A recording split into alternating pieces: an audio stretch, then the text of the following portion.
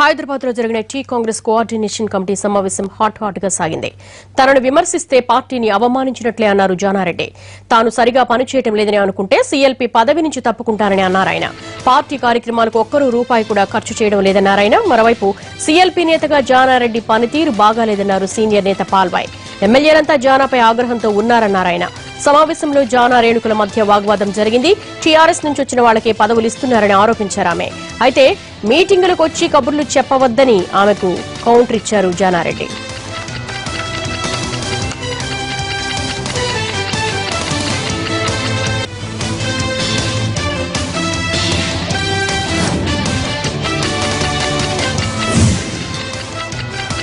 TRS లో వలసలు కొనసాగుతున్నాయి. కాంగ్రెస్ నుంచి ఎంపీ గుత్తా సుఖేందర్, మాజీ ఎంపీ వివేక్, మాజీ మంత్రి వినోద్, ఎమ్మెల్యే భాస్కర్ రావు, రవీంద్ర నాయకులు ఈ రోజు టీఆర్ఎస్ లో చేరారు. తెలంగాణ భవన్లో భారీగా హాజరైన కార్యకర్తల సందడి మధ్య వీరంతా గులాబీ తీర్థం పుచ్చుకున్నారు. సీఎం కేసీఆర్ వారందరికీ కండువా కప్పి పార్టీలోకి ఆహ్వానించారు. కాంగ్రెస్ టీడీపీలు కలిసి తెలంగాణపై కుట్రలు చేస్తున్నాయని కేసీఆర్ మండిపడ్డారు.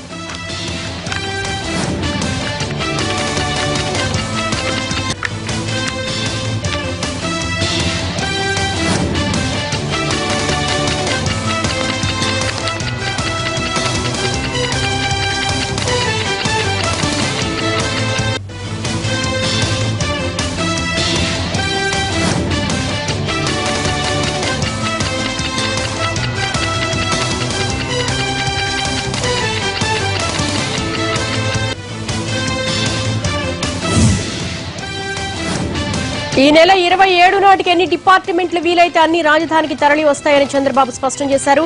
22 నాటికి ఉద్యోగుల తరలింపుపై యాక్షన్ ప్లాన్ రెడీ చేస్తామన్నారు ఆయన. 2.5 సంవత్సరాల్లో మంత్రులు, ఉన్నతాధికారులు, హెచ్ఓడీలు, ఉద్యోగులంతా ఒకే రూఫ్ కిందకు వస్తారని చంద్రబాబు అన్నారు. అకామిడేషన్ దొరికితే అక్కడ ఆఫీసులు పెట్టుకునే అవకాశం ఉంది.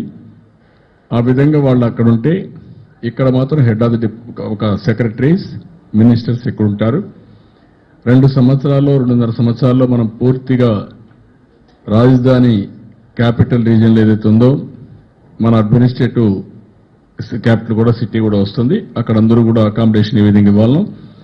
భవిష్యత్తులో ఒకటే ప్లేస్లో మినిస్టర్, సెక్రటరీ, అందులో సెక్రటరీస్ డిపార్ట్మెంట్స్, అక్కడి నుంచి భవిష్యత్తులో హెడ్ ఆఫ్ ది డిపార్ట్మెంట్ ఒకటే రూఫ్ కింద వస్తారు. ఇప్పుడు మాత్రం డిపార్ట్మెంట్స్ వేరేది ఇక్కడ ఉన్న concern minister, concern secretary, concern secretariat ఎవరైతే ఉన్నారో వాళ్ళందరూ కూడా అక్కడ ఒకే ప్లేస్లో క్రియేట్ చేస్తాం. కామన్ ఇన్ఫ్రాస్ట్రక్చర్ కానీ వాళ్ళకి అన్ని విధాలు ఏమేమి కావాలో అవన్నీ కూడా క్రియేట్ చేస్తున్నాం. క్యాంటీన్ కానీ లేకుంటే ఇక్కడ వర్క్ స్టేషన్స్ కానీ ఇంకా వాళ్ళు ఏదైనా ఎక్సర్సైజ్ చేసుకోవడం అలాంటి ఏరియా కానీ ఒక పద్ధతి ప్రకారం మొత్తం కూడా వీలైనంత వరకు ఒక శాస్త్రీయంగా ఒక పద్ధతి ప్రకారం చేయడానికి అన్ని విధాల ప్రభుత్వం ప్రయత్నం చేస్తున్నాం. తెలంగాణలో ఐటీ పురోగతి బాగుందన్నారు మంత్రి కేటీఆర్. ఐటీ శాఖ 2వ వార్షిక ఫలితాలను విడుదల చేశారు ఆయన. గత ఏడాది 67,000 కోట్ల ఐటీ ఎగుమతులు చేస్తే ఈ సంవత్సరం 75,000 కోట్ల ఎగుమతులు చేశామన్నారు. ప్రభుత్వంలో కూడా ఐటీ వినియోగం పెరిగినట్లుగా చెప్పారు. రాబోయే కాలంలో ఐటీకి మరింత ప్రోత్సాహం అందించి దేశంలోని హైదరాబాద్ ను అగ్రగామిగా నిలబెట్టే ప్రయత్నం చేస్తామన్నారు మంత్రి కేటీఆర్.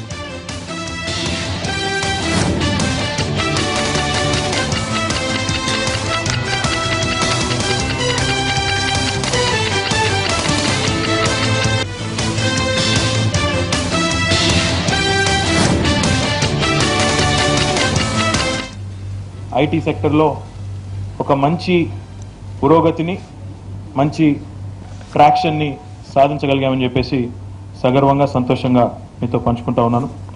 2వ సంవత్సరం కూడా మంచి ఇంప్రెసివ్ గ్రోత్ రేట్ని ఐటీ రంగంలో సాధించగలిగాం. ఈ సంవత్సరం మీకు గుర్తుండాలి, మేము 2014 జూన్ 2 నాడు ఏ రోజైతే ప్రభుత్వంలోకి వచ్చామో ఆ రోజే ఒక మాట చెప్పాము. ఆనాడు అప్పుడున్న ఐటీ ఎక్స్పోర్ట్ నంబర్స్ చూస్తే 57,000 కోట్లకు ఉండేది సంవత్సరానికి. దాన్ని ఖచ్చితంగా రాబోయే 5 ఏళ్లలో రెట్టింపు చేస్తామని చెప్పి ఆనాడు ప్రకటించడం జరిగింది. దానికి అనుగుణంగానే పోయిన సంవత్సరం last year the IT export numbers were at 67,000 crores for the year 2014-15. For the year 2015-16 ఈ సంవత్సరం we're happy to share with you we have been able to keep up the momentum. And this year, we are happy to share with you that our IT export numbers have crossed 75,000 crores of rupees. అనుకున్న విధంగా 58,000 కోట్ల నుంచి 5 ఏళ్లలో రెట్టింపు చేస్తామని ఏదైతే మాట చెప్పామో, డబుల్ చేస్తామని అయితే మాట చెప్పామో, దానికి అనుగుణంగానే పోయిన సంవత్సరం 67,000 కోట్ల రూపాయల ఎగుమతులు ఐటీ రంగంలో, ఈ సంవత్సరం 75,000 కోట్ల రూపాయలు దాటాము. అదే రకంగా while the country is growing at 12.3% this year as of last year, that is 2015-16, we are once again happy to share with you that we are growing much better than the national average. We are growing at almost 1% above the national average. We are growing at 13.26%, the state of Telangana, versus the national growth rate of 12.3%. నిన్న చెప్పిన cinema కథకు counter ఇచ్చారు TDP నేత Anam Ramanarayana Reddy. 14 reels cinema కాదు, 24 reels తీసిన చంద్రబాబే హీరోగా ఉంటారు. ప్రతిపక్ష నేత జగన్ ను జనం తరిమి కొడతారని ఆనం అభిప్రాయపడ్డారు.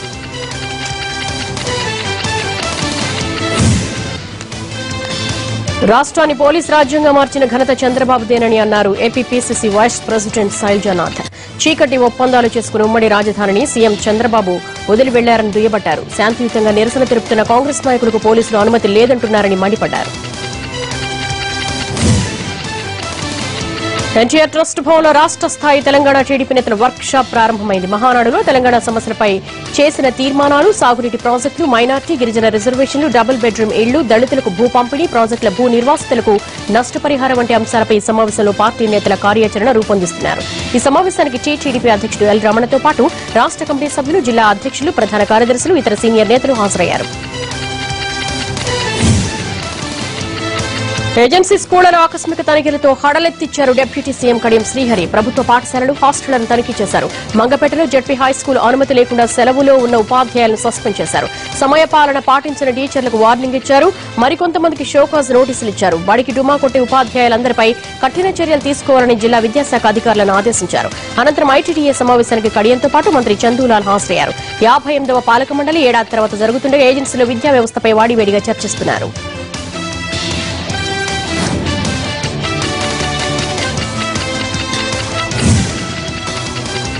ఖమ్మం జిల్లా కొత్తగూడెంలోని బాబు క్యాంప్ తాతారెడ్డి భవనం వెనుక కొందరు మంత్రగాళ్లు హడావుడి చేశారు. అర్ధరాత్రి పూట క్షుద్ర పూజలు నిర్వహించారు. 10 అడుగుల లోతులో గుంత తవ్వి అక్కడ పూజలు నిర్వహించారు. ఆ గుంత చుట్టూ రక్తపు మరకలు, పూజా సామాగ్రి ఉన్నాయి. ఉదయాన్నే విషయాన్ని గమనించిన స్థానికులు ఉలిక్కిపడ్డారు. వెంటనే పోలీసులకు సమాచారం అందించారు. సంఘటనా స్థలానికి చేరుకున్న పోలీసులు దర్యాప్తు ప్రారంభించారు.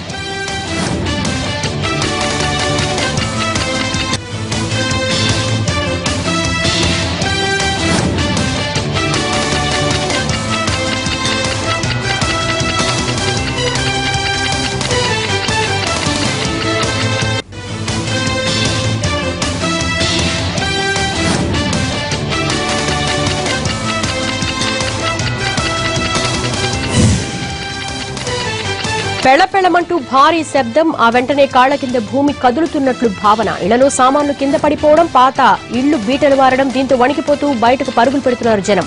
ఇవి ప్రస్తుతం నెల్లూరు జిల్లాలోని పలు ప్రాంతాల్లో పరిస్థితి. ఈ ప్రాంతం భూకంపాల జోన్లో లేదని అధికారులు చెబుతున్నప్పటికీ తరచూ చోటు చేసుకుంటున్న ప్రకంపనలు స్థానికులను నిద్రకు దూరం చేస్తున్నాయి. ప్రకాశం, నెల్లూరు జిల్లాలో మరోసారి స్వల్ప భూ ప్రకంపనలు స్థానికులను భయపెట్టాయి. ఉదయగిరి, వరికుంటపాడు, దుత్తలూరు మండలాల్లో భూమి కంపించింది. అలాగే పామూరు, సిఎస్పురం మండలాల్లో కూడా స్వల్ప భూ ప్రకంపనలు నమోదయ్యాయి.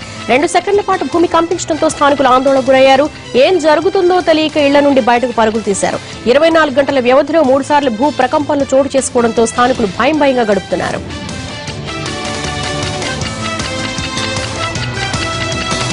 తరచూ వస్తున్న భూ ప్రకంపనలు నెల్లూరు జిల్లా వాసులను వణికిస్తున్నాయి. కాళ్ల కింద నేల కంపిస్తూ ఉండడంతో ఎప్పుడు ఏం జరుగుతుందోనన్న ఆందోళనతో స్థానికులు బిక్కుబిక్కుమంటున్నారు. జిల్లాలోని సీతారాంపురం, ఉదయగిరి, దుత్తలూరు, వరికొండపాడు మండలాల్లో తరచూ భూ ప్రకంపనలు వస్తున్నాయి. అయితే ఈ ప్రాంతాలు భూకంపాల జోన్లో లేవని సిస్మోగ్రాఫిక్ అధికారులు చెబుతున్నారు. కానీ స్థానికంగా అందుకు భిన్నమైన పరిస్థితి కనిపిస్తోంది. ఉదయగిరి నియోజకవర్గం పరిధిలో ఏడాదిలోపే సుమారు 30 సార్లు కంపనాలు చోటు చేసుకున్నాయి. స్థానికుల ఆందోళనతో గతంలో సిస్మోగ్రాఫిక్ అధికారులు ఉదయగిరి నియోజకవర్గంలోని పలు ప్రాంతాల్లో పరిశోధనలు నిర్వహించారు. వింజమూరు, వరికుంటపాడు మండలం జంగంరెడ్డిపల్లిలో భూకంప లేఖినులు ఏర్పాటు చేశారు. ఈ ప్రకంపనలు భూమి పైపొరలో సర్దుబాట్ల వల్ల సంభవించే సాధారణ ప్రక్రియని, దీనిపై ఆందోళన చెందాల్సిన అవసరం లేదని అధికారులు తేల్చి చెప్పారు. అయితే ఈ ప్రకంపనలు మాత్రం ఆగకపోగా క్రమేణా వాటి తీవ్రత పెరుగుతోంది. ఉదయగిరి నియోజకవర్గంలో మొదటిసారిగా 2015 అక్టోబర్ 9వ తేదీన రాత్రి 9 గంటల సమయంలో 4 సార్లు భూమి కంపించింది. అప్పటి నుంచి ఇప్పటి వరకు సుమారు 30 సార్లు భూ ప్రకంపనలు వచ్చాయి. ఏడాది వ్యవధిలోనే అన్ని సార్లు భూమి కంపిస్తే దాని ప్రభావం ఆ ప్రాంత ప్రజలపై ఏ విధంగా ఉంటుందో ప్రత్యేకంగా చెప్పనవసరం లేదు. గతంలో 1-2 సెకండ్ల పాటు భూమి కంపించేది, కానీ క్రమేణా కంపనాల వ్యవధి ఎక్కువగా ఉండడం ఆందోళన కలిగిస్తోంది. 5-6 సెకండ్లకు పైగా భూమి కంపిస్తూ ఉండడంతో భవిష్యత్తులో ఏ ప్రమాదానికి దారితీస్తుందో అన్న ఆందోళన కనిపిస్తోంది.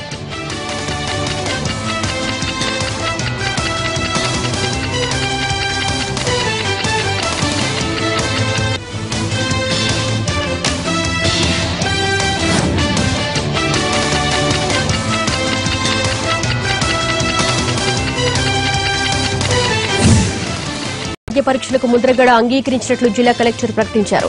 నిరాహార దీక్షలో ఉన్న ముద్రగడకు ఐవీ ఫ్లూయిడ్స్ ఇస్తున్నట్లుగా చెప్పారు. మరోవైపు ముద్రగడను అరెస్టు చేయలేదని విశాఖ డీఐజీ శ్రీకాంత్ తెలిపారు. ఇప్పటి వరకు అరెస్టు అయిన వారి బెయిల్ మంజూరుకు సహకరిస్తామన్నారు. సిఐడి విచారణ పూర్తయ్యే వరకు తదుపరి అరెస్టులు ఉండవని ప్రకటించారు.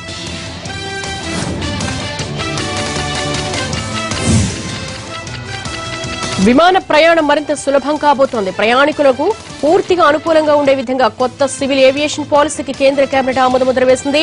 కొత్త విధానం ప్రకారం విమానయాన రంగంలో కీలక మార్పులు రాబోతున్నాయి. దేశంలోని చిన్న పట్టణాలకు విమాన సర్వీసులను అందించే విధంగా పాలసీని రూపొందించారు.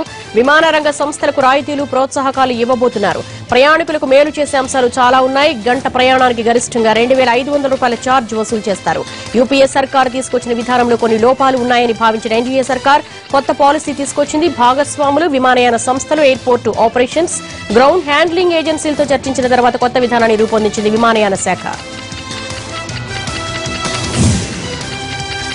జమ్మూ కాశ్మీర్లో తీవ్రవాదులు తెగబడ్డారు. కుప్వారా ప్రాంతంలోని మాచిల్ సెక్టార్లో భద్రతా దళాలపై కాల్పులు జరిపారు. ఘటనలో ఓ జవాన్ చనిపోయాడు.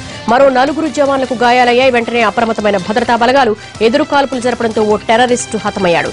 మిలిటెంట్ల కోసం సైన్యం కూంబింగ్ జరుపుతోంది. గల్లీ గల్లీ జల్లెడ పడుతోంది. నైరుతి రుతుపవనాల రాకకు ముందే గోవాలో చిరుజల్లులు కురుస్తున్నాయి. ఎక్కడెక్కడి నుంచో వచ్చిన పర్యాటకులు తొలకరి పలకరింపుతో ఆనందం వ్యక్తం చేస్తున్నారు. కొందరు టూరిస్టులు వర్షంలో తడవడానికి సంబరపడితే మరికొందరు గొడుగులతో కనిపించారు. మొత్తానికి ముందస్తు వర్షాలతో గోవా ప్రజలు సంతోషం వ్యక్తం చేస్తున్నారు. అమెరికా అధ్యక్ష ఎన్నికల్లో విమర్శల రాజకీయాలు హాట్ గా జరుగుతున్నాయి. ఈ విషయంలో ఓ అడుగు ముందే ఉన్న రిపబ్లికన్ నేత డొనాల్డ్ ట్రంప్ తాజా అధ్యక్షుడు ఒబామాను టార్గెట్ చేశాడు. ట్రంప్ ముస్లిం వ్యతిరేకని ఒబామా చేసిన విమర్శను అంతకంటే స్పీడ్ గా తిప్పికొట్టాడు. ఒర్లాండోలో మారణహోమం సృష్టించిన మత్తీన్పై కంటే తన మీదే ఒబామా ఎక్కువ కోపంగా ఉన్నారని అన్నారు ట్రంప్. నార్త్ కరోలినాలోని గ్రీన్స్బోరో ప్రాంతంలో ఎన్నికల ర్యాలీ నిర్వహించిన ట్రంప్ అమెరికా రాడికల్ ఇస్లామిక్ తీవ్రవాద సంస్థతో బాధపడుతోందని అన్నారు. జింబాబ్వే వన్డే సిరీస్ ను క్లీన్ స్వీప్ చేసిన టీమిండియా. హరారేలో జరిగిన 3వ వన్డేను 10 వికెట్ల తేడాతో గెలుచుకుంది ధోనీ సేన. 124 పరుగుల టార్గెట్ ను 21-5 ఓవర్లలో వికెట్లేమీ నష్టపోకుండా అందుకుంది టీమిండియా. ఓపెనర్లు కేఎల్ రాహుల్ 70 బాల్స్ లో 4 ఫోర్లు 2 సిక్స్లతో 63, ఫజల్ 61 బాల్స్ లో 7 ఫోర్లు ఓ 6 తో 55 రన్స్ చేశాడు.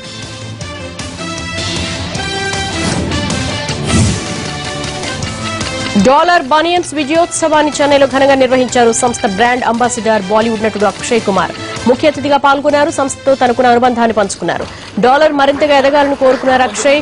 డాలర్ బనియన్స్ టర్నోవర్ 6 ఏళ్లలో 829 కోట్లు దాటిన సంస్థ ఎండీ వినోద్ కుమార్ గుప్తా ఈ ఏడాది టర్నోవర్ లక్ష్యం 1000 కోట్లుగా పెట్టుకున్నామని చెప్పారు. రజనీకాంత్ తో అక్షయ్ నటించడం తమ సంస్థ అభివృద్ధికి పనికొస్తోందంటున్నారు dollar.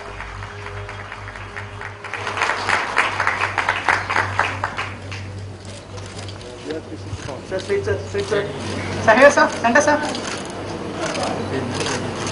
Sir, here, sir. Well, I was actually I wanted to actually tell her that she announced my name as superstar. And this